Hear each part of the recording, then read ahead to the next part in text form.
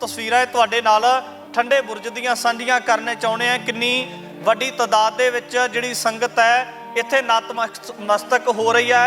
इधर लंबी लाइन लगी हुई है। किस तरीके दे नाल संगत दे वल्लों जिहड़ा तकरीबन कई दिनों तो इसे तरह वड्डी ते लंबी कतार दे विच शरधा भावना दे नाल सीस नवाया जा रहा है। उन्हां छोटियां जिंदां दी वड्डी कुर्बानी नूं किहड़े संदर्भ दे विच देखदे हो? ਸਿੱਖਿਆ ਲੈਣ ਦੀ ਲੋੜ ਆ ਕਿ ਸਿਰਫ ਇਹਨਾਂ ਸ਼ਹੀਦੀ ਦਿਹਾੜਿਆਂ ਦੇ ਵਿੱਚ ਉਹਨਾਂ ਨੂੰ ਯਾਦ ਕਰਕੇ ਸਾਰਾ ਸਾਲ ਆਪਾਂ ਉਹਨਾਂ ਨੂੰ ਵਿਸਾਰ ਕੇ ਨਾ ਬੈਠੇ ਰਹੀਏ। ਪਰ ਉਸ ਦੇ ਨਾਲ ਨਾਲ ਸਾਨੂੰ ਇਸ ਸ਼ਹਾਦਤ ਤੇ ਨਾਜ਼ ਹੋਣਾ ਚਾਹੀਦਾ ਕਿ ਸਾਡੇ ਛੋਟੇ ਛੋਟੇ ਉਮਰ ਦੇ ਵਿੱਚ ਛੋਟੇ ਜਿਹੜੇ ਸਾਹਿਬਜ਼ਾਦੇ ਸੀ ਉਹਨਾਂ ਨੇ ਕੀ ਕਰ ਦਿਖਾਇਆ, ਜਿਹੜੇ ਅਸੀਂ 80 ਸਾਲਾਂ ਦੇ ਬਜ਼ੁਰਗ ਨਹੀਂ ਸਮਝ ਸਕੇ। ਪਰ ਇਸ ਦੇ ਨਾਲ ਨਾਲ ਇਹ ਇੱਕ ਚੜ੍ਹਦੀ ਕਲਾ ਦਾ ਤਿਉਹਾਰ ਆ, ਸਮਾਗਮ ਆ।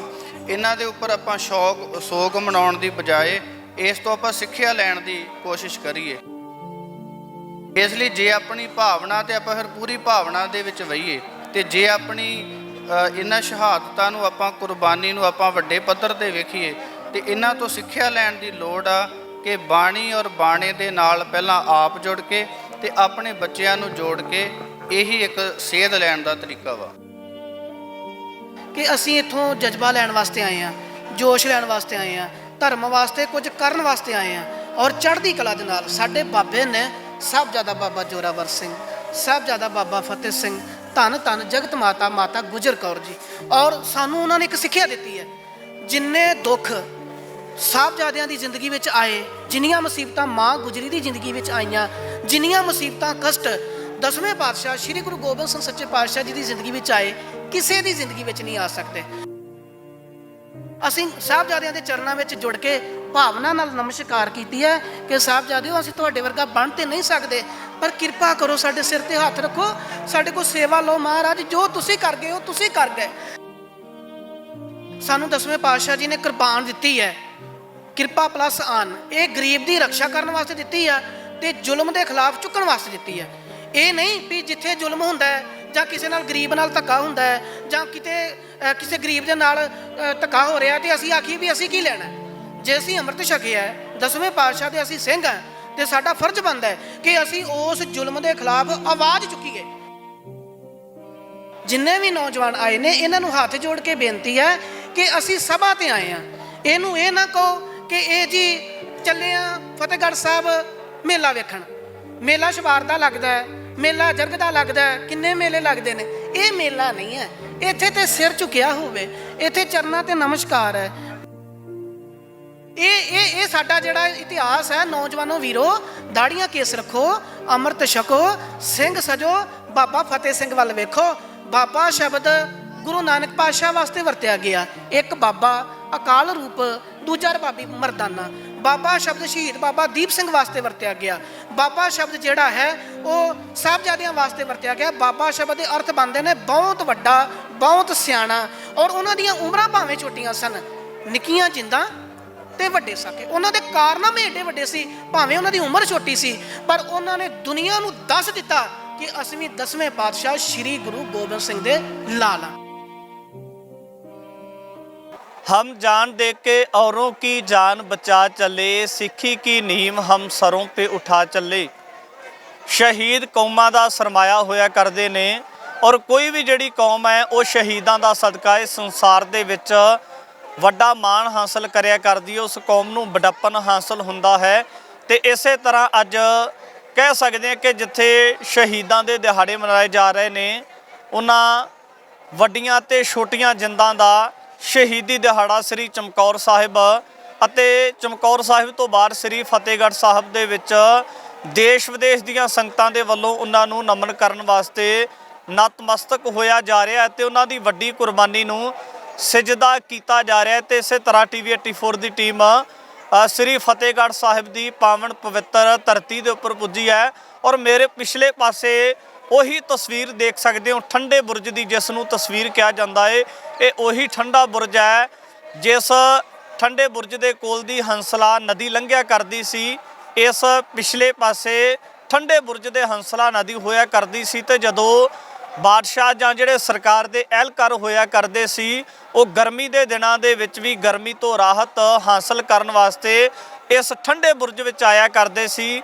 ਪਰ ਪੋਹ ਦੀਆਂ ਕਕਰੀਲੀਆਂ ਤੇ ਬਰਫੀਲੀਆਂ ਰਾਤਾਂ ਦੇ ਵਿੱਚ, ਉਹਨਾਂ ਦਿਨਾਂ ਦੇ ਵਿੱਚ ਇੱਥੇ ਬਜ਼ੁਰਗ ਮਾਤਾ ਗੁਜਰ ਕੌਰ ਜੀ ਅਤੇ ਛੋਟੀਆਂ ਜਿੰਦਾਂ ਸਾਹਿਬਜ਼ਾਦਾ ਬਾਬਾ ਜ਼ੋਰਾਵਰ ਸਿੰਘ ਤੇ ਬਾਬਾ ਫਤਿਹ ਸਿੰਘ ਨੇ ਉਹਨਾਂ ਦਿਨਾਂ ਨੂੰ ਬਤੀਤ ਕੀਤਾ ਅਤੇ ਜਿਹੜਾ ਜ਼ਾਲਮ ਦਾ ਮੂੰਹ, ਜਿਹੜਾ ਹਕੂਮਤ ਦਾ ਮੂੰਹ ਉਹਨਾਂ ਯੋਧਿਆਂ ਨੇ ਉਸ ਵਕਤ ਭੰਨਿਆ ਹੈ।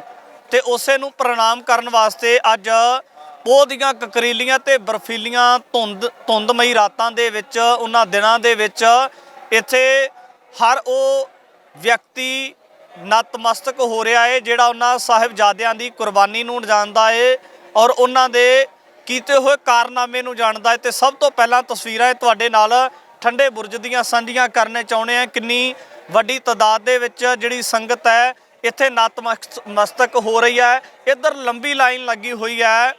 ਕਿਸ ਤਰੀਕੇ ਦੇ ਨਾਲ ਸੰਗਤ ਦੇ ਵੱਲੋਂ ਜਿਹੜਾ ਤਕਰੀਬਨ ਕਈ ਦਿਨਾਂ ਤੋਂ ਇਸੇ ਤਰ੍ਹਾਂ ਵੱਡੀ ਤੇ ਲੰਬੀ ਕਤਾਰ ਦੇ ਵਿੱਚ ਸ਼ਰਧਾ ਭਾਵਨਾ ਦੇ ਨਾਲ ਸੀਸ ਨਵਾਇਆ ਜਾ ਰਿਹਾ ਹੈ। ਕੇਵਲ ਸੀਸ ਹੀ ਨਵਾਇਆ ਨਹੀਂ ਜਾ ਰਿਹਾ, ਜਿਹੜੇ ਨੌਜਵਾਨ ਕੇਸਾਧਾਰੀ ਨਹੀਂ, ਜਿਹੜੇ ਨੌਜਵਾਨ ਅਜੇ ਸਿੱਖੀ ਦੇ ਵਿੱਚ ਦਾਖਲਾ ਹਾਸਲ ਨਹੀਂ ਕਰ ਸਕੇ, ਉਹ ਨੌਜਵਾਨ ਤਸਵੀਰਾਂ ਦੇ ਵਿੱਚ ਵੀ ਦੇਖ ਸਕਦੇ ਹੋ ਕਿ ਸਿਰ ਦੇ ਉੱਪਰ ਦਸਤਾਰਾਂ ਸਜਾਉਂਦੇ ਨਜ਼ਰ ਆਉਂਦੇ ਨੇ ਔਰ ਜਿਹੜਾ ਗੁਰੂ ਸਾਹਿਬ ਦਾ ਸਿਧਾਂਤ ਹੈ ਜਾਂ ਸਿੱਖੀ ਫਲਸਫਾ ਹੈ ਉਹਦੇ ਨਾਲ ਕਿਤੇ ਨਾ ਕਿਤੇ ਜੁੜਦੇ ਨਜ਼ਰ ਆਉਂਦੇ ਨੇ। ਤੇ ਇੱਧਰ ਠੰਡੇ ਬੁਰਜ ਦੀਆਂ ਇਹ ਤਸਵੀਰਾਂ ਨੇ ਤੇ ਇਸੇ ਠੰਡੇ ਬੁਰਜ ਦੇ ਪਿਛਲੇ ਪਾਸੇ ਹੰਸਲਾ ਨਦੀ ਲੰਘਿਆ ਕਰਦੀ ਸੀ। ਅੱਜ ਵੀ ਜਦੋਂ ਅਸੀਂ ਇਸ ਜਗ੍ਹਾ ਦੇ ਉੱਪਰ ਆਉਣੇ ਤੇ ਸਾਨੂੰ ਆਮ ਜਗ੍ਹਾ ਦੇ ਨਾਲੋਂ ਜਾਂ ਦੂਜੀਆਂ ਜਿਹੜੀਆਂ ਹੋਰ ਜਗ੍ਹਾ ਨੇ ਉਹਨਾਂ ਦੇ ਨਾਲੋਂ ਇੱਥੇ ਵਧੇਰੇ ਆ ਕੇ ਠੰਡ ਮਹਿਸੂਸ ਹੁੰਦੀ ਹੈ, ਇੱਥੇ ਠੰਡਕ ਮਹਿਸੂਸ ਹੁੰਦੀ ਹੈ। ਪਰ ਉਹਨਾਂ ਦਿਨਾਂ ਨੂੰ ਮਹਿਸੂਸ ਕੀਤਾ ਜਾ ਸਕਦਾ ਹੈ ਜਿਹੜੇ ਦਿਨਾਂ ਦੇ ਵਿੱਚ, ਜਿਹੜੀਆਂ ਰਾਤਾਂ ਦੇ ਵਿੱਚ ਸਭ ਤੋਂ ਛੋਟੀਆਂ ਜਿੰਦਾਂ ਨੇ ਸਭ ਤੋਂ ਵੱਡਾ ਕਾਰਨਾਮਾ ਕਰ ਦਿਖਾਇਆ। ਬਜ਼ੁਰਗ ਮਾਤਾ ਗੁਜਰ ਕੌਰ ਜੀ ਦੀ ਪ੍ਰੇਰਨਾ ਸਦਕਾ ਉਹਨਾਂ ਯੋਧਿਆਂ ਨੇ ਜਿਹੜਾ ਸੀ ਜ਼ਾਲਮ ਦਾ ਮੂੰਹ, ਜ਼ਾਬਰ ਦਾ ਮੂੰਹ ਉਸ ਵਕਤ ਭੰਨ ਕੇ ਦਿਖਾਇਆ। ਤੇ ਇੱਥੇ ਜਿਹੜੀਆਂ ਸੰਗਤਾਂ ਦੇਸ਼ ਵਿਦੇਸ਼ ਤੋਂ ਗੁਰੂ ਸਾਹਿਬ ਜੀ ਦੇ ਉਹਨਾਂ ਸਾਹਿਬਜ਼ਾਦਿਆਂ ਦੀ ਵੱਡੀ ਕੁਰਬਾਨੀ ਨੂੰ ਨਤਮਸਤਕ ਹੋਣ ਵਾਸਤੇ ਆਈਆਂ ਨੇ, ਨਾਲ ਗੱਲਬਾਤ ਵੀ ਕਰਾਂਗੇ। ਗੱਲਬਾਤ ਕਰਨ ਦਾ ਮਕਸਦ ਇਹੀ ਹੈ, ਉਹਨਾਂ ਜਿਹੜੀਆਂ ਛੋਟੀਆਂ ਜਿੰਦਾਂ ਨੇ ਵੱਡਾ ਕਾਰਨਾਮਾ ਕਰ ਦਿਖਾਇਆ ਹੈ ਉਹਨਾਂ ਤੋਂ ਜਾਣੂ ਹੋ ਜਾਇਆ ਜਾ ਸਕੇ। ਬਾਬਾ ਜੀ ਦੇ ਨਾਲ ਗੱਲਬਾਤ ਕਰਾਂਗੇ। ਬਾਬਾ ਜੀ ਵਾਹਿਗੁਰੂ ਜੀ ਕਾ ਖਾਲਸਾ, ਵਾਹਿਗੁਰੂ ਜੀ ਕਾ ਖਾਲਸਾ, ਵਾਹਿਗੁਰੂ ਜੀ ਕੀ ਫਤਿਹ। ਬਾਬਾ ਜੀ ਕੀ ਨਾਮ ਹੈ ਜੀ ਤੁਹਾਡਾ? ਸੁਖਚੈਨ ਸਿੰਘ। ਕਿਹੜੀ ਜਗ੍ਹਾ ਤੋਂ ਆਏ ਹੋ ਜੀ? ਅਸੀਂ ਫਤਿਹਾਬਾਦ ਤੋਂ ਆਏ ਹਾਂ ਜੀ, ਹਰਿਆਣੇ ਤੋਂ ਆਏ ਹੋ ਜੀ। ਜਿਸ ਤਰੀਕੇ ਦੇ ਨਾਲ ਮੈਂ ਪਹਿਲਾਂ ਆਪਣੇ ਸ਼ਬਦਾਂ ਦੇ ਵਿੱਚ ਜ਼ਿਕਰ ਕੀਤਾ ਹੈ ਕਿ ਉਹਨਾਂ ਦੂਲਿਆਂ ਦੀ ਕੁਰਬਾਨੀ ਬਹੁਤ ਵੱਡੀ ਹੈ ਤੇ ਅੱਜ ਉਸੇ ਕੁਰਬਾਨੀ ਨੂੰ ਸਜਦਾ ਕਰਨ ਵਾਸਤੇ, ਨਮਨ ਕਰਨ ਵਾਸਤੇ ਦੇਸ਼ ਵਿਦੇਸ਼ ਤੋਂ ਸੰਗਤਾਂ ਆ ਰਹੀਆਂ ਨੇ। ਤੁਸੀਂ ਵੀ ਆਪਣੇ ਪਰਿਵਾਰਾਂ ਦੇ ਸਮੇਤ ਆ ਰਹੇ ਹੋਵੋਗੇ, ਹੋਰ ਵੀ ਜਿਹੜੀਆਂ ਸੰਗਤਾਂ ਨੇ ਪਰਿਵਾਰਾਂ ਦੇ ਸਮੇਤ ਕਿਤੇ ਨਾ ਕਿਤੇ ਉਹ ਜਿਹੜੀ ਵੱਡੀ ਕੁਰਬਾਨੀ ਹੈ ਉਹਨੂੰ ਨਮਨ ਕਰਨ ਵਾਸਤੇ ਆ ਰਹੇ ਨੇ। ਸਭ ਤੋਂ ਪਹਿਲਾਂ ਦੱਸੋ ਕਿ ਉਹਨਾਂ ਛੋਟੀਆਂ ਜਿੰਦਾਂ ਦੀ ਵੱਡੀ ਕੁਰਬਾਨੀ ਨੂੰ ਕਿਹੜੇ ਸੰਦਰਭ ਦੇ ਵਿੱਚ ਦੇਖਦੇ ਹੋ? ਪਹਿਲੀ ਤਾਂ ਬੇਨਤੀ ਇਹੀ ਆ ਕਿ ਜਿਹੜਾ ਆਮ ਕਰਕੇ ਆਪਣੀ ਮਾਨਸਿਕਤਾ ਬਣ ਗਈ ਆ, ਜਾਂ ਜਿਵੇਂ ਤੁਸੀਂ ਵੀ ਸ਼ਬਦ ਵਰਤੇ ਨੇ ਕਿ ਨਿੱਕੀਆਂ ਜਿੰਦਾਂ ਵੱਡੇ ਸਾਕੇ, ਹੈ ਨਾ, ਕਿਉਂਕਿ ਜਿਹੜਾ ਵੱਡਾ ਕਾਰਨਾਮਾ ਵਾ ਉਹ ਨਿੱਕੀ ਜਿੰਦ ਨਹੀਂ ਕਰ ਸਕਦੀ, ਹੈ ਨਾ, ਇਸ ਲਈ ਉਹ ਵੱਡੀਆਂ ਜਿੰਦਾਂ ਨੇ ਤੇ ਵੱਡੇ ਕਾਰਨਾਮੇ ਆ। ਦੂਸਰੀ ਬੇਨਤੀ ਇਹ ਆ ਕਿ ਜਿਵੇਂ ਸਤਿਗੁਰੂ ਸਾਹਿਬ ਜੀ ਦੀ ਬਾਣੀ ਆ, ਜਿੰਨਾ ਚਿਰ ਬਾਣੀ ਦਾ ਜਿਹੜਾ ਪ੍ਰਤਾਪ ਆ, ਜਿਵੇਂ ਅੱਜ ਦੇ ਸਮੇਂ ਵਿੱਚ ਆਪਾਂ ਵੇਖਦੇ ਹਾਂ ਕਿ ਜਿੱਦਾਂ ਗੁਰੂ ਕੀਆਂ ਸੰਗਤਾਂ ਪਹੁੰਚਦੀਆਂ ਨੇ, ਪਰ ਇਸ ਦੇ ਨਾਲ ਨਾਲ ਸਾਨੂੰ ਸਿੱਖਿਆ ਲੈਣ ਦੀ ਲੋੜ ਆ ਕਿ ਸਿਰਫ ਇਹਨਾਂ ਸ਼ਹੀਦੀ ਦਿਹਾੜਿਆਂ ਦੇ ਵਿੱਚ ਉਹਨਾਂ ਨੂੰ ਯਾਦ ਕਰਕੇ ਸਾਰਾ ਸਾਲ ਆਪਾਂ ਉਹਨਾਂ ਨੂੰ ਵਿਸਾਰ ਕੇ ਨਾ ਬੈਠੇ ਰਹੀਏ। ਫਿਰ ਦੂਸਰੀ ਗੱਲ ਇਹ ਆ ਕਿ ਆਪਾਂ ਸਿਰਫ ਇਹਨੂੰ ਇੱਕ ਮੇਲਾ ਨਾ ਬਣਾਈਏ, ਇਸ ਦੇ ਨਾਲ ਨਾਲ ਆਪਾਂ ਇਹ ਇੱਕ ਯਤਨ ਕਰੀਏ ਕਿ ਜਿਵੇਂ ਉਹਨਾਂ ਨੇ ਬਾਣੀ ਤੇ ਬਾਣੇ ਦੇ ਧਾਰਨੀ ਹੋਏ, ਉਸੇ ਤਰ੍ਹਾਂ ਆਪਾਂ ਨੂੰ ਇਸ ਸ਼ਹੀਦੀ ਤੋਂ ਸਿੱਖਿਆ ਲੈਣ ਦੀ ਲੋੜ ਆ। ਬਾਬਾ ਜੀ ਆਮ ਕਰਕੇ ਸਮਾਂ ਤਬਦੀਲ ਹੁੰਦਾ ਹੈ, ਸਮਾਂ ਤਬਦੀਲ ਹੋਣ ਦੇ ਨਾਲ ਨਾਲ ਬਹੁਤ ਸਾਰੀਆਂ ਚੀਜ਼ਾਂ ਦਾ ਤਬਦੀਲ ਹੋਣਾ ਵੀ ਸੁਭਾਵਿਕ ਹੈ। ਇਹ ਵੀ ਕਿਹਾ ਜਾਂਦਾ ਕਿ ਜਦੋਂ ਪਹਿਲਾਂ ਸ਼ਹੀਦੀ ਦੇ ਦਿਨ ਆਉਂਦੇ ਸੀ, ਸ਼ਹੀਦੀ ਦਿਹਾੜਿਆਂ ਦੇ ਵਿੱਚ ਖੁਸ਼ੀ ਦੇ ਸਮਾਗਮ ਨਹੀਂ ਸੀ ਕੀਤੇ ਜਾਂਦੇ, ਜਿਹੜੇ ਖਾਸ ਕਰ ਸਿੱਖ ਭਾਈਚਾਰੇ ਦੇ ਨਾਲ ਸੰਬੰਧਿਤ ਲੋਕ ਸਨ ਜਾਂ ਹੋਰ ਭਾਈਚਾਰਿਆਂ ਦੇ ਨਾਲ ਮੁਹੱਬਤ ਰੱਖਣ ਵਾਲੇ ਲੋਕ ਨੇ, ਉਹ ਆਮ ਕਰਕੇ ਜ਼ਮੀਨ ਦੇ ਉੱਪਰ ਵਸੇਬਾ ਕਰਿਆ ਕਰਦੇ ਸੀ। ਕੋਈ ਇਸ ਤਰ੍ਹਾਂ ਦਾ ਜਿਹੜਾ ਖੁਸ਼ੀ ਦੇ ਸਮੇਂ ਦੇ ਵਿੱਚ ਪਕਵਾਨ ਛਕਿਆ ਜਾਂਦਾ, ਉਹ ਪਕਵਾਨ ਨਹੀਂ ਸੀ ਛਕਿਆ ਜਾਂਦਾ। ਪਹਿਲੀ ਬੇਨਤੀ ਹੈ ਕਿ ਮੇਰੇ ਵਿਚਾਰ ਥੋੜ੍ਹੇ ਵੱਖਰੇ ਨੇ ਤੁਹਾਡੇ ਨਾਲੋਂ, ਕਿਉਂਕਿ ਅਸਲ ਦੇ ਵਿੱਚ ਇਹ ਜਿਹੜੀ ਸ਼ਹੀਦੀ ਆ, ਆਮ ਜਿਹੜੇ ਸਾਡੇ ਪ੍ਰਚਾਰਕ ਨੇ, ਕਿਉਂਕਿ ਮੈਂ ਵੀ ਇੱਕ ਪ੍ਰਚਾਰਕ ਹਾਂ, ਉਹਨਾਂ ਪ੍ਰਚਾਰਕਾਂ ਨੇ ਇਸ ਸ਼ਹੀਦੀ ਨੂੰ ਇੱਕ ਮਾਤਮ ਦਾ ਨਾਮ ਦੇਤਾ। ਜਿਵੇਂ ਆਮ ਆਪਾਂ ਕਥਾਵਾਂ ਸੁਣਦੇ ਹਾਂ ਕਿ ਉਹ ਕਥਾ ਹੀ ਇਦਾਂ ਦੀਆਂ ਸੁਣਾਉਂਦੀਆਂ ਵੀ ਜਿਨ੍ਹਾਂ ਨਾਲ ਸੰਗਤਾਂ ਰੋ ਪੈਣ।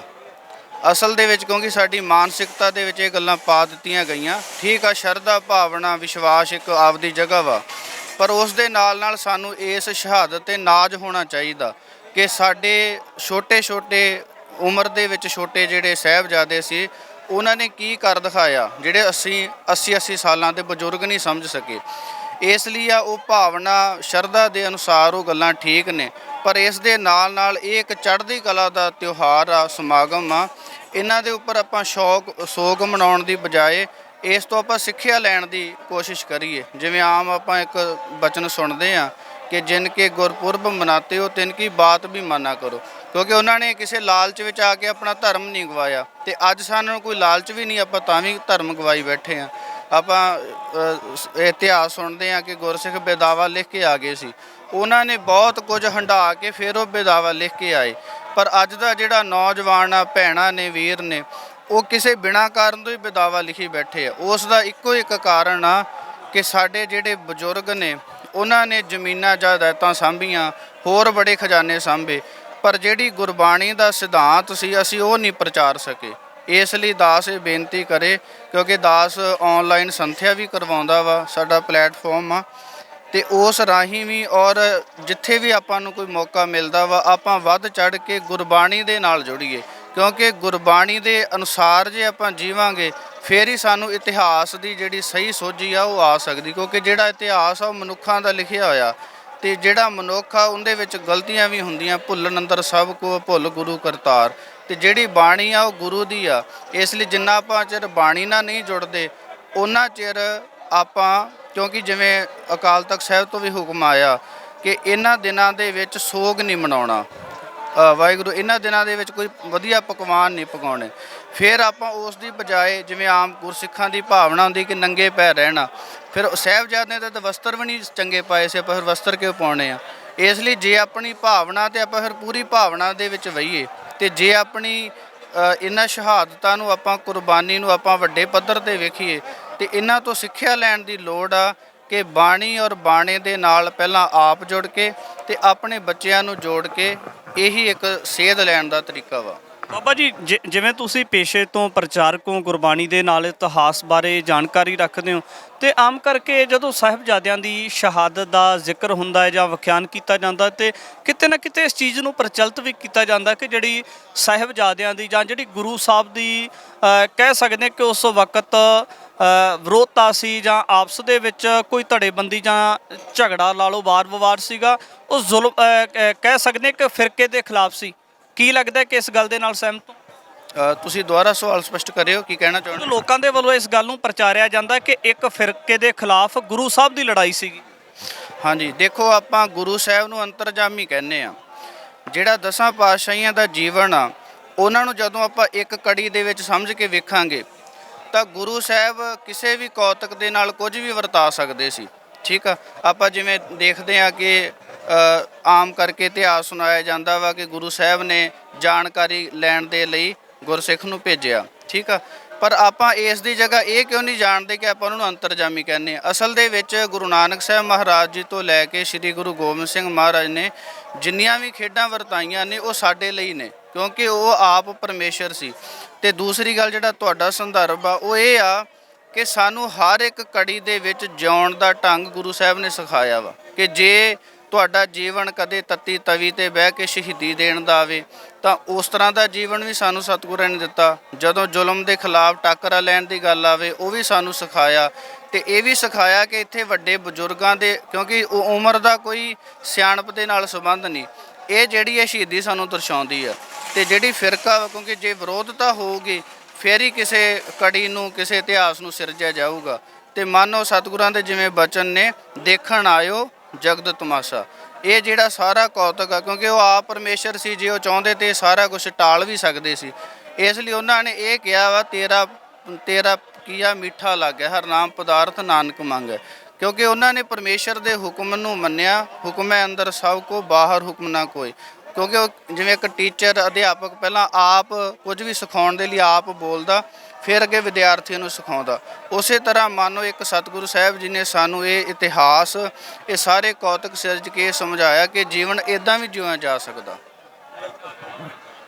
ਭਾਈ ਸਾਹਿਬ, ਸਭ ਤੋਂ ਪਹਿਲਾਂ ਮੁੱਢਲੇ ਰੂਪ ਦੇ ਵਿੱਚ ਇਹ ਜਾਣਕਾਰੀ ਲੈਣੀ ਚਾਹਾਂਗੇ ਕਿ ਜਿਸ ਪਾਵਨ ਧਰਤੀ ਦੇ ਉੱਪਰ ਅਸੀਂ ਖੜੇ ਹਾਂ, ਇਸੇ ਧਰਤੀ ਦੇ ਉੱਪਰ ਦੁਨੀਆ ਦਾ ਉਹ ਹਰ ਵਿਅਕਤੀ ਜਿਹੜਾ ਕਿਤੇ ਨਾ ਕਿਤੇ ਪੰਥ ਦੇ ਨਾਲ ਪੰਜਾਬ ਦੇ ਨਾਲ ਜਾਂ ਜਿਹੜਾ ਕੌਮ ਦੇ ਨਾਲ ਸਨੇਹ ਰੱਖਦਾ ਏ, ਉਹ ਨਤਮਸਤਕ ਹੋਣ ਵਾਸਤੇ ਆ ਰਿਹਾ। ਕਿਵੇਂ ਦੇਖ ਰਹੇ ਹੋ ਜੀ? ਸਭ ਤੋਂ ਪਹਿਲਾਂ ਤਾਂ ਮੈਂ ਇੱਕ ਬੇਨਤੀ ਕਰਨਾ ਚਾਹੁੰਦਾ ਹਾਂ, ਪੰਥ ਦਰਦੀ ਜਿਤਨੇ ਵੀ ਨੇ ਨੌਜਵਾਨ ਦੇਖ ਰਹੇ ਹਾਂ, ਆਪਾਂ ਯੂਥ ਨੂੰ ਵੇਖਦੇ ਹਾਂ, ਚਾਹੇ ਕਿਸੇ ਵੀ ਏਜ ਦੇ ਹੋਣ, ਕਿਸੇ ਵੀ ਦੇਸ਼ ਦੇ ਹੋਣ, ਸਾਰੇ ਪਹੁੰਚਦੇ ਨੇ। ਪਰ ਕਿਤੇ ਨਾ ਕਿਤੇ ਜਿਸ ਪ੍ਰਕਾਰ ਪਹਿਲਾਂ ਸਿੰਘ ਸਾਹਿਬ ਨੇ ਕੁਝ ਗੱਲਾਂ ਕਹੀਆਂ ਕਿ ਅਸੀਂ ਸਿੱਖਿਆ ਤੋਂ ਦੂਰ ਚਲੇ ਗਏ, ਜੋ ਸਾਨੂੰ ਸਿੱਖਿਆ ਅਪਣਾਉਣੀ ਚਾਹੀਦੀ ਸੀ ਉਹ ਅਪਣਾ ਨਹੀਂ ਪਾਏ। ਸ਼ਹੀਦੀ ਦਿੱਤੀ ਹੈ, ਡੋਲੇ ਨਹੀਂ, ਅਡੋਲ ਰਹੇ ਨੇ, ਪਰ ਕਿਤੇ ਨਾ ਕਿਤੇ ਸਾਡੇ ਅੰਦਰੋਂ ਜਜ਼ਬਾ ਖਤਮ ਹੋ ਗਿਆ। ਅਸੀਂ ਸ਼ਹੀਦੀ ਦਿਹਾੜੇ ਤਾਂ ਮਨਾਉਣੇ ਆ, ਕੁਝ ਸਮੇਂ ਦੇ ਲਈ ਵੈਰਾਗ ਵਿੱਚ ਵੀ ਆਈਦਾ ਹੈ। ਇੱਥੇ ਪਹੁੰਚ ਕੇ ਜਦੋਂ ਨੌਜਵਾਨੀ ਨੂੰ ਤੱਕੀਦਾ ਹੈ, ਜਦੋਂ ਕੱਟੇ ਹੋਏ ਕੇਸਾਂ ਨੂੰ ਤੱਕੀਦਾ ਹੈ, ਜਦੋਂ ਬਾਣੇ ਦੇ ਧਾਰਨੀ ਸਿੱਖ ਨਜ਼ਰ ਨਹੀਂ ਆਉਂਦੇ, ਤਾਂ ਉਦੋਂ ਦਿਲ ਵਿੱਚ ਚੀਜ਼ ਵੀ ਉੱਠਦੀ ਹੈ ਕਿ ਇਹ ਸਾਹਿਬਜ਼ਾਦਿਆਂ ਨੇ, ਗੁਰੂ ਸਾਹਿਬਾਨ ਨੇ ਜੋ ਮਾਨਵਤਾ ਲਈ, ਜੋ ਸਿੱਖਾਂ ਲਈ, ਜੋ ਸਾਡੇ ਲਈ ਕੀਤਾ, ਕਿਤੇ ਨਾ ਕਿਤੇ ਕਿ ਅਸੀਂ ਉਸ ਰਾਹ ਤੋਂ ਦੂਰ ਨਹੀਂ ਚਲੇ ਗਏ। ਸੁਭਾਵਿਕ ਜਿਹੀ ਗੱਲ ਹੈ ਕਿ ਜੋ ਨਜ਼ਰ ਆਉਂਦਾ ਪਿਆ ਹੈ ਉਸ ਹਿਸਾਬ ਨਾਲ ਅਸੀਂ ਦੂਰ ਜਾਂਦੇ ਪਏ ਹਾਂ। ਅਸੀਂ ਕਿਤੇ ਨਾ ਕਿਤੇ ਸਿੱਖਿਆ ਦੇ ਕੋਲੋਂ ਦੂਰ ਚਲੇ ਗਏ। ਅਸੀਂ ਸਿੱਖਿਆ ਨਹੀਂ ਲੈਣਾ ਚਾਹੁੰਦੇ, ਅਸੀਂ ਸਿਰਫ ਬਾਹਰ ਦੇ ਤਲ ਤੇ ਗੱਲ ਕਰਦੇ, ਅਸੀਂ ਰੂਹਾਨੀਅਤ ਦੇ ਤਲ ਤੇ ਕੋਈ ਗੱਲ ਸਮਝਣਾ ਨਹੀਂ ਚਾਹੁੰਦੇ। ਸਾਹਿਬਜ਼ਾਦਿਆਂ ਸ਼ਹੀਦੀ ਦਿੱਤੀ ਹੈ ਸਾਡੇ ਲਈ, ਡੋਲੇ ਨਹੀਂ, ਛੋਟੀਆਂ ਉਮਰਾਂ ਸੀ। ਅੱਜ ਕਿਸੇ ਮਨੁੱਖ ਨੂੰ ਛੋਟਾ ਜਿਹਾ ਲਾਲਚ ਦੇ ਦਿਓ, ਕੁਰਸੀ ਦਾ ਲਾਲਚ ਦੇ ਦਿਓ, ਕਿਸੇ ਅਹੁਦੇ ਦਾ ਲਾਲਚ ਦੇ ਦਿਓ, ਪੈਸੇ ਦਾ ਲਾਲਚ ਦੇ ਦਿਓ, ਉਸੇ ਵੇਲੇ ਬਦਲ ਜਾਂਦਾ। ਈਸਾਈਅਤ ਦਾ ਵੱਧ ਜਾਣਾ, ਦੂਸਰੇ ਧਰਮਾਂ ਦਾ ਵੱਧ ਜਾਣਾ, ਕੀ ਕਾਰਨ ਹੈ? ਕਾਰਨ ਹੈ ਅਸੀਂ ਸਿੱਖਿਆ ਨੂੰ ਗ੍ਰਹਿਣ ਨਹੀਂ ਕੀਤਾ, ਅਸੀਂ ਸਿੱਖਿਆ ਤੋਂ ਦੂਰ ਹੋਏ ਹਾਂ। ਕਿਤੇ ਨਾ ਕਿਤੇ ਸਾਨੂੰ ਇਹਨਾਂ ਗੱਲਾਂ ਤੇ ਜ਼ੋਰ ਦੇਣਾ ਪੈਣਾ, ਸਾਡੇ ਪ੍ਰਚਾਰਕਾਂ ਨੂੰ ਵੀ ਇਹਨਾਂ ਗੱਲਾਂ ਤੇ ਜ਼ੋਰ ਦੇਣਾ ਪੈਣਾ ਕਿ ਭਾਈ ਸਿਰਫ ਸ਼ਹਿਰਾਂ ਦੇ ਵਿੱਚ ਨਹੀਂ, ਨਗਰ ਨਗਰ ਜਾ ਕੇ ਸਾਨੂੰ ਬੱਚਿਆਂ ਨੂੰ ਸੱਚ ਦੇ ਨਾਲ ਜੋੜਨਾ ਪੈਣਾ, ਸਾਨੂੰ ਸਿੱਖਿਆ ਦੇਣੀ ਪੈਣੀ ਉਹਨਾਂ ਨੂੰ, ਤਾਂ ਫਿਰ ਉਹਨਾਂ ਦੀ ਘਰ ਵਾਪਸੀ ਹੋਵੇਗੀ। ਘਰ ਵਾਪਸੀ ਕਰਵਾਉਣੀ ਬਹੁਤ ਜ਼ਰੂਰੀ ਹੈ। ਬਿਲਕੁਲ, ਜਿਸ ਤਰੀਕੇ ਦੇ ਨਾਲ ਗੱਲਬਾਤ ਕੀਤੀ ਹੈ ਤਾਂ ਹਰ ਬੰਦੇ ਦਾ ਇਹੀ ਪ੍ਰਤੀਕਰਮ ਹੈ ਕਿ ਕਿਸ ਤਰੀਕੇ ਦੀ ਗੁਰੂ ਪਾਤਸ਼ਾਹ ਮਹਾਰਾਜ ਦੇ ਉਹਨਾਂ ਦੂਲਿਆਂ ਦੀ ਕੁਰਬਾਨੀ ਹੈ। ਉਸ ਕੁਰਬਾਨੀ ਨੂੰ ਸਜਦਾ ਕਰਨਾ ਪਵੇਗਾ। ਕਿਤੇ ਨਾ ਕਿਤੇ ਜਦੋਂ ਧਰਮ ਪਰਿਵਰਤਨ ਦੀ ਗੱਲ ਚੱਲਦੀ ਹੈ ਤਾਂ ਉਹਦੇ ਵਿੱਚ ਕੁਝ ਆਰਥਿਕ ਰੀਜ਼ਨ ਦਿੱਤੇ ਜਾਂਦੇ ਨੇ, ਕੁਝ ਕਾਰਨ ਦਿੱਤੇ ਜਾਂਦੇ ਨੇ, ਪਰ ਜਿਹੜੇ ਮਨੁੱਖ ਨੇ ਆਪਣੇ ਧਰਮ ਦੇ ਵਿੱਚ, ਆਪਣੇ ਇਤਿਹਾਸ ਦੇ ਵਿੱਚ ਪਰਪੱਕਤਾ ਰੱਖਣੀ ਹੈ, ਉਹ ਮਨੁੱਖ ਔਕੜਾਂ ਦੇ ਵਿੱਚ, ਦੁੱਖਾਂ ਦੇ ਵਿੱਚ ਵੀ ਪਰਪੱਕਤਾ ਰੱਖੇਗਾ ਜੇ ਉਹਨੂੰ ਆਪਣੇ ਪਿਛੋਕੜ ਬਾਰੇ, ਆਪਣੇ ਮੂਲ ਬਾਰੇ ਪਤਾ ਹੋਵੇਗਾ। ਤੇ ਅੱਜ ਛੋਟੀਆਂ ਜਿੰਦਾਂ ਦੀ ਉਹ ਵੱਡੀ ਮਹਾਨ ਕੁਰਬਾਨੀ ਸਾਡੇ ਵਾਸਤੇ ਇੱਕ ਜਿੱਥੇ ਨਵੀਂ ਸਪਿਰਿਟ ਪੈਦਾ ਕਰਦੀ ਹੈ, ਜਿੱਥੇ ਜ਼ੁਲਮ ਦੇ ਖਿਲਾਫ ਜਿਹੜਾ ਇੱਕ ਜ਼ਾਲਮ ਹੈ, ਜ਼ਾਲਮ ਦੇ ਖਿਲਾਫ ਲੜਨ ਦਾ ਇੱਕ ਸੰਦੇਸ਼ ਜਾਰੀ ਕਰਦੀ ਹੈ। ਤੇ ਉੱਥੇ ਸਾਨੂੰ ਗੁਰਬਾਣੀ ਇਤਿਹਾਸ ਦੇ ਨਾਲ ਵੀ ਜਿਹੜਾ ਲੜ ਲੱਗ ਕੇ ਸਾਨੂੰ ਬਹੁਤ ਕੁਝ ਆਪਣੇ ਜੀਵਨ ਦੇ ਵਿੱਚ ਵਾਚਣਾ ਪਵੇਗਾ। ਭਾਈ ਸਾਹਿਬ ਜੀ, ਵਾਹਿਗੁਰੂ ਜੀ ਕਾ ਖਾਲਸਾ, ਵਾਹਿਗੁਰੂ ਜੀ ਕਾ ਖਾਲਸਾ, ਵਾਹਿਗੁਰੂ ਜੀ ਕੀ ਫਤਿਹ। ਕਿਹੜੀ ਜਗ੍ਹਾ ਤੋਂ ਆਏ ਹੋ ਜੀ? ਮੈਂ ਜੀ ਗੁਰਦਾਸਪੁਰ ਤੋਂ ਆਇਆ, ਪਿੰਡ ਕੋਟਲੀ ਸ਼ਾਹਪੁਰ, ਗੁਰਦਾਸਪੁਰ। ਭਾਈ ਸਾਹਿਬ ਜੀ, ਕੋਈ ਵੀ ਜਿਹੜਾ ਗੁਰੂ ਦਾ ਸਿੱਖ ਹੈ ਜਾਂ ਉਹ ਸਿੱਖ ਧਰਮ ਦੇ ਨਾਲ ਸੰਬੰਧ ਰੱਖਦਾ ਹੈ ਜਾਂ ਨਹੀਂ, ਤਾਂ ਉਹ ਹਰ ਬੰਦੇ ਦੀ ਮਨ ਦੇ ਵਿੱਚ ਕੋਈ ਨਾ ਕੋਈ ਭਾਵਨਾ ਹੁੰਦੀ ਹੈ। ਤੁਸੀਂ ਕਿਸ ਤਰ੍ਹਾਂ ਦੀਆਂ ਭਾਵਨਾਵਾਂ ਇੱਥੇ ਜ਼ਾਹਰ ਕਰਨ ਵਾਸਤੇ ਆਏ?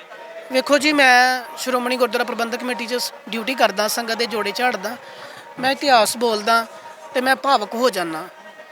ਅਤੇ ਇੱਥੋਂ ਸਾਹਿਬਜ਼ਾਦਿਆਂ ਦੇ ਚਰਨਾਂ ਵਿੱਚ ਅਸੀਂ ਨਮਸਕਾਰ ਕਰਕੇ ਮੈਂ ਆਪਣੇ ਦਿਲ ਦੀ ਭਾਵਨਾ ਕਹਿ ਰਿਹਾ ਕਿ ਅਸੀਂ ਇੱਥੋਂ ਜਜ਼ਬਾ ਲੈਣ ਵਾਸਤੇ ਆਏ ਹਾਂ, ਜੋਸ਼ ਲੈਣ ਵਾਸਤੇ ਆਏ ਹਾਂ, ਧਰਮ ਵਾਸਤੇ ਕੁਝ ਕਰਨ ਵਾਸਤੇ ਆਏ ਹਾਂ। ਔਰ ਚੜ੍ਹਦੀ ਕਲਾ ਦੇ ਨਾਲ ਸਾਡੇ ਬਾਬੇ ਨੇ, ਸਾਹਿਬਜ਼ਾਦਾ ਬਾਬਾ ਜ਼ੋਰਾਵਰ ਸਿੰਘ, ਸਾਹਿਬਜ਼ਾਦਾ ਬਾਬਾ ਫਤਿਹ ਸਿੰਘ, ਧੰਨ ਧੰਨ ਜਗਤ ਮਾਤਾ, ਮਾਤਾ ਗੁਜਰ ਕੌਰ ਜੀ। ਔਰ ਸਾਨੂੰ ਉਹਨਾਂ ਨੇ ਇੱਕ ਸਿੱਖਿਆ ਦਿੱਤੀ ਹੈ, ਜਿੰਨੇ ਦੁੱਖ ਸਾਹਿਬਜ਼ਾਦਿਆਂ ਦੀ ਜ਼ਿੰਦਗੀ ਵਿੱਚ ਆਏ, ਜਿੰਨੀਆਂ ਮੁਸੀਬਤਾਂ ਮਾਂ ਗੁਜਰੀ ਦੀ ਜ਼ਿੰਦਗੀ ਵਿੱਚ ਆਈਆਂ, ਜਿੰਨੀਆਂ ਮੁਸੀਬਤਾਂ ਕਸ਼ਟ ਦਸਵੇਂ ਪਾਤਸ਼ਾਹ ਸ਼੍ਰੀ ਗੁਰੂ ਗੋਬਿੰਦ ਸਿੰਘ ਸੱਚੇ ਪਾਤਸ਼ਾਹ ਜੀ ਦੀ ਜ਼ਿੰਦਗੀ ਵਿੱਚ ਆਏ, ਕਿਸੇ ਦੀ ਜ਼ਿੰਦਗੀ ਵਿੱਚ ਨਹੀਂ ਆ ਸਕਦੇ। ਇੱਕ ਪਾਸੇ ਚਮਕੌਰ ਸਾਹਿਬ ਦਾ ਇਤਿਹਾਸ ਹੈ ਕਿ 40 ਸਿੰਘ ਨੇ, 2 ਸਾਹਿਬਜ਼ਾਦੇ ਨੇ, ਸਤਿਗੁਰੂ ਜੀ ਆਪ ਨੇ, ਅਤੇ ਸਾਧ ਸੰਗਤ ਜੀ ਉਹ 10 ਲੱਖ ਦੁਸ਼ਮਣ ਦਾ ਘੇਰਾ, ਫੌਜਾਂ ਦਾ ਘੇਰਾ, ਔਰ ਇੰਨੀ ਦ੍ਰਿੜਤਾ ਦੇ ਨਾਲ, ਇੰਨੀ ਜੋਸ਼ ਦੇ ਨਾਲ ਉਹਨਾਂ ਨੇ ਡਟ ਕੇ ਮੁਕਾਬਲਾ ਕੀਤਾ। ਕੱਲਾ ਕੱਲਾ ਸਿੰਘ ਜਿਹੜਾ ਹੈ ਉਹਨੇ ਸਵਾ ਲੱਖ ਦੇ ਨਾਲ ਮੁਕਾਬਲਾ ਕੀਤਾ। ਔਰ ਅਸੀਂ ਸਾਹਿਬਜ਼ਾਦਿਆਂ ਦੇ ਚਰਨਾਂ ਵਿੱਚ ਜੁੜ ਕੇ ਭਾਵਨਾ ਨਾਲ ਨਮਸਕਾਰ ਕੀਤੀ ਹੈ ਕਿ ਸਾਹਿਬਜ਼ਾਦਿਓ, ਅਸੀਂ ਤੁਹਾਡੇ ਵਰਗਾ ਬਣ ਤੇ ਨਹੀਂ ਸਕਦੇ, ਪਰ ਕਿਰਪਾ ਕਰੋ, ਸਾਡੇ ਸਿਰ ਤੇ ਹੱਥ ਰੱਖੋ, ਸਾਡੇ ਕੋਲ ਸੇਵਾ ਲਓ। ਮਹਾਰਾਜ ਜੋ ਤੁਸੀਂ ਕਰ ਗਏ ਹੋ ਤੁਸੀਂ ਕਰ ਗਏ। ਜਿੱਥੋਂ ਵੈਸੇ ਤਾਂ ਤੁਸੀਂ ਪ੍ਰਚਾਰਕ ਹੋ ਤੇ ਆਮ ਕਰਕੇ ਜਦੋਂ ਕੋਈ ਮਨੁੱਖ ਪ੍ਰਚਾਰਕ ਹੋਵੇ ਤੇ ਉਹਦੀਆਂ ਜ਼ਿੰਮੇਵਾਰੀਆਂ ਸਮਾਜ ਦੇ ਵਿੱਚ ਵੱਧ ਜਾਂਦੀਆਂ ਨੇ। ਕੀ ਲੱਗਦਾ ਕਿ ਅੱਜ ਅਸੀਂ ਸਾਹਿਬਜ਼ਾਦਿਆਂ ਦੇ ਜਾਂ ਅਸੀਂ ਹੋਰ ਸਿੰਘ ਸਿੰਘਣੀਆਂ ਦੇ ਸ਼ਹੀਦੀ ਦਿਹਾੜੇ ਤਾਂ ਬਹੁਤ ਮਨਾਉਣੇ, ਕਿਤੇ ਨਾ ਕਿਤੇ ਲੱਗਦਾ ਨਹੀਂ ਕਿ ਜਿਵੇਂ ਉਹਨਾਂ ਦੀ ਸ਼ਹਾਦਤ ਜ਼ੁਲਮ ਦੇ ਖਿਲਾਫ ਹੋਈ, ਉਹ ਜ਼ੁਲਮ ਦੇ ਖਿਲਾਫ ਲੜਦੇ ਸੀ, ਪਰ ਜਦੋਂ ਸਾਡੀਆਂ ਅੱਖਾਂ ਦੇ ਸਾਹਮਣੇ ਜ਼ੁਲਮ ਹੁੰਦਾ ਤੇ ਕਿਤੇ ਨਾ ਕਿਤੇ ਅਸੀਂ ਕੰਨੀ ਕਤਰਾ ਜਾਂਦੇ ਹਾਂ ਜ਼ੁਲਮ ਦੇ ਖਿਲਾਫ ਲੜਨ ਤੋਂ। ਵੇਖੋ, ਜਿਹੜਾ ਸਾਨੂੰ 10ਵੇਂ ਪਾਤਸ਼ਾਹ ਜੀ ਨੇ ਕਿਰਪਾਨ ਦਿੱਤੀ ਹੈ, ਕਿਰਪਾ ਪਲੱਸ ਆਨ, ਇਹ ਗਰੀਬ ਦੀ ਰੱਖਿਆ ਕਰਨ ਵਾਸਤੇ ਦਿੱਤੀ ਆ ਤੇ ਜ਼ੁਲਮ ਦੇ ਖਿਲਾਫ ਚੁੱਕਣ ਵਾਸਤੇ ਦਿੱਤੀ ਹੈ। ਇਹ ਨਹੀਂ ਵੀ ਜਿੱਥੇ ਜ਼ੁਲਮ ਹੁੰਦਾ ਹੈ ਜਾਂ ਕਿਸੇ ਨਾਲ ਗਰੀਬ ਨਾਲ ਧੱਕਾ ਹੁੰਦਾ ਹੈ ਜਾਂ ਕਿਤੇ ਕਿਸੇ ਗਰੀਬ ਦੇ ਨਾਲ ਧੱਕਾ ਹੋ ਰਿਹਾ ਤੇ ਅਸੀਂ ਆਖੀਏ ਵੀ ਅਸੀਂ ਕੀ ਲੈਣਾ।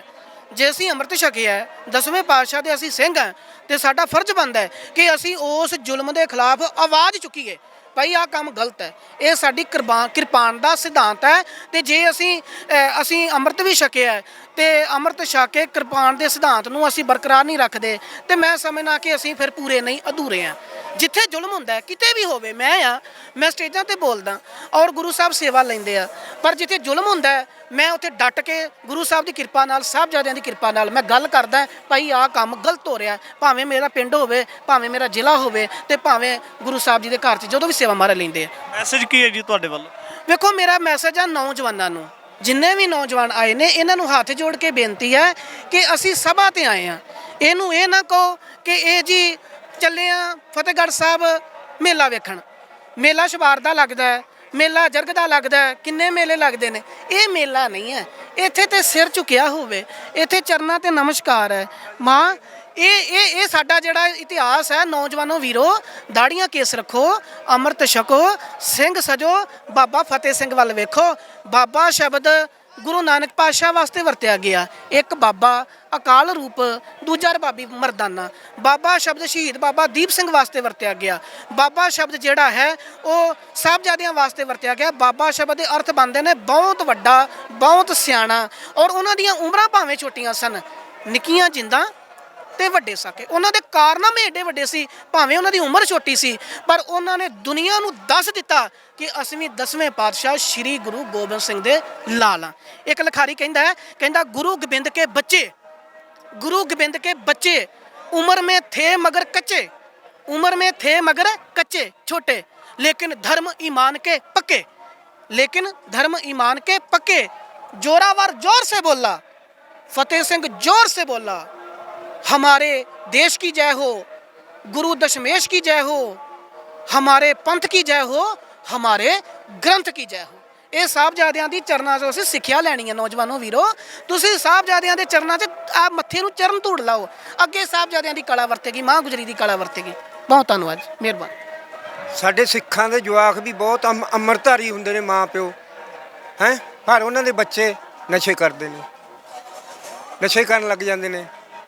ਘਾਟਾਂ ਰਹਿ ਗਈਆਂ ਸਾਡੇ। ਹਾਂ, ਘਾਟਾਂ ਨੇ ਸਾਡੇ 'ਚ, ਮੈਂ ਦੇਖੇ ਨੇ ਹੈ। ਬਹੁਤ ਮਾਂ ਪਿਓ ਅੰਮ੍ਰਿਤਧਾਰੀ ਨੇ, ਬੱਚੇ ਕਟਿੰਗ ਕਰਾਈ ਹੋਈ ਨਸ਼ੇ ਕਰਦੇ ਨੇ, ਸੰਭਾਲ ਨਹੀਂ ਸਕਦੇ। ਪ੍ਰੇਰਨਾ ਲੈਣ ਦੀ ਲੋੜ ਹੈ ਜੀ। ਲੋੜ ਆ ਪ੍ਰੇਰਨਾ ਲੈਣ ਦੀ। ਇੱਥੋਂ ਸਿੱਖ ਕੇ ਜਾਓ, ਕੁਛ ਸਿੱਖ ਕੇ ਜਾਓ, ਇੱਥੋਂ ਕੁਛ ਸਿੱਖੋ। ਬੱਚਿਆਂ ਨੂੰ ਇਹੀ ਕਿਰਪਾ ਅਪੀਲ ਆ ਵੀ ਸਿੱਖ ਕੇ ਜਾਣ, ਇੱਥੋਂ ਬੱਚਿਆਂ ਨੂੰ ਨਾਲ ਲਿਆਉਣ।